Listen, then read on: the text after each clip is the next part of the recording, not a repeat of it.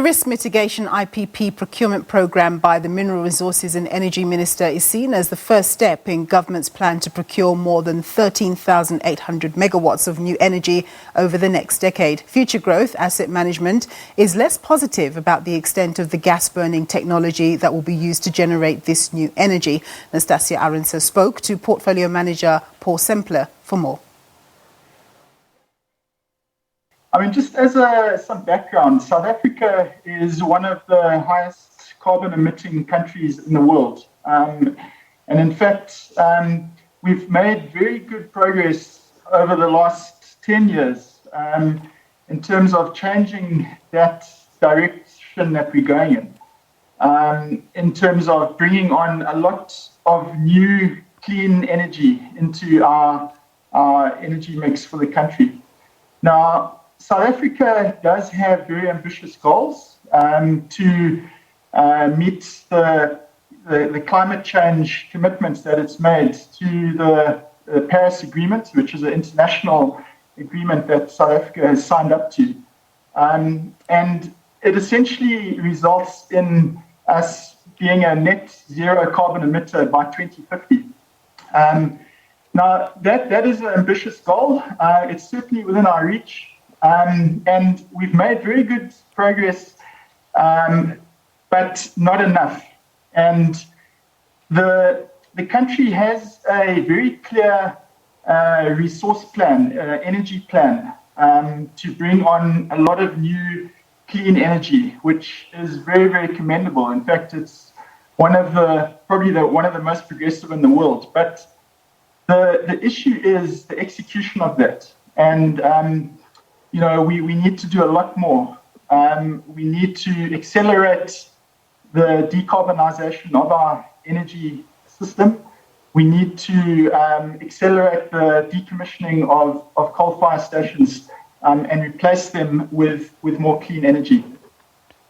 So it says, 2/3 of the energy supply will be procured from offshore power ships, as it's called. Let's define power ships. Is there an upside to having them?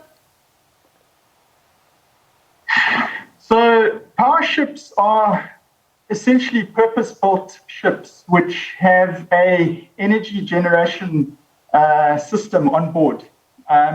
So they essentially float around the world and they move into ports where an emergency source of power is required. And they're self-contained. In South Africa's case, they're going to be using natural gas to power the turbines on board. And essentially, they just plug into our grid from the ports that they are going to be moored in. The thing is, this will be for the next 20 years, though. And, these power ships are very good at providing an emergency short-term source of power, and that's what they've been used for in many countries around the world, but not for a long-term 20-year contract, essentially. So in terms of the upside, they are able to be procured quickly and plugged into the grid, generate power to the grid within a short space of time. But it's the longer-term outlook that we have serious questions about. On that note, then, which other aspects of the IPP procurement program are concerning for you and why? So the RMIPPP program is in itself a very necessary program. It's meant to address the critical power deficit that we have, supply deficit that we have in our country at the moment. So the intention is very sound, to bring on 2 gigawatts of new energy and bring it on at speed. That is very commendable. However, the extent of the power ships and the amount of energy that has been awarded to them has basically crowded out many of the smaller producers and independent producers that that bid for contracts to supply this power. So I think, that is certainly a concern for us, and we'll look very carefully at the contracts that will be signed with the power ships.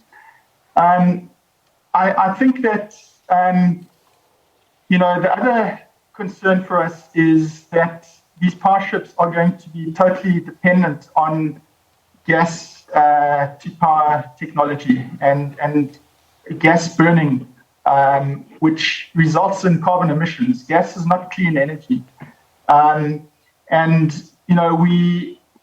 We would have liked to have seen a lot more clean energy, renewable energy being awarded preferred bids under this RMIPPP.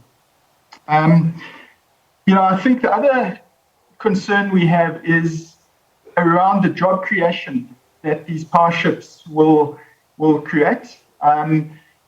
They are going to be moored offshore. They've brought in, fully constructed, and already they've been given permission to not comply with the very stringent job creation requirements that all the other bidders were required to meet.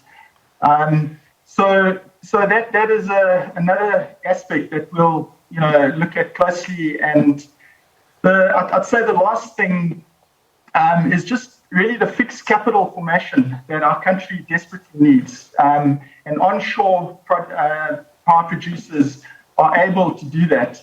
We're not so sure about these power ships. At the end of the day, at the end of 20 years, they will float off to another part of the world. So they're not creating that fixed capital formation in our economy. What does Futuregrowth look for when it comes to investment opportunities? What ticks the box for you guys? So, we look very carefully at the people and the professionals behind these projects. We look for track record. We want to see developers that have experience in South Africa, that have done projects before, built projects before successfully. That is very, very important to us, that they can demonstrate that they can deliver a project on time, on budget, and essentially meet their promises to us as investors. Also very important is that they contribute to the job creation requirements that as a country we desperately need. They should also be passing on skills, particularly if they are international developers. There need to be local skill transfers to empower our own people. We also look very, very carefully at the cash flow, of course, that these investments will generate. At the end of the day, we are, as Futuregrowth, representing our clients on a fiduciary management basis. We are representing pension funds, and they are looking for a repayment of their capital, a return on their capital. So we look very carefully at the ability of these investments to generate cash over the long term.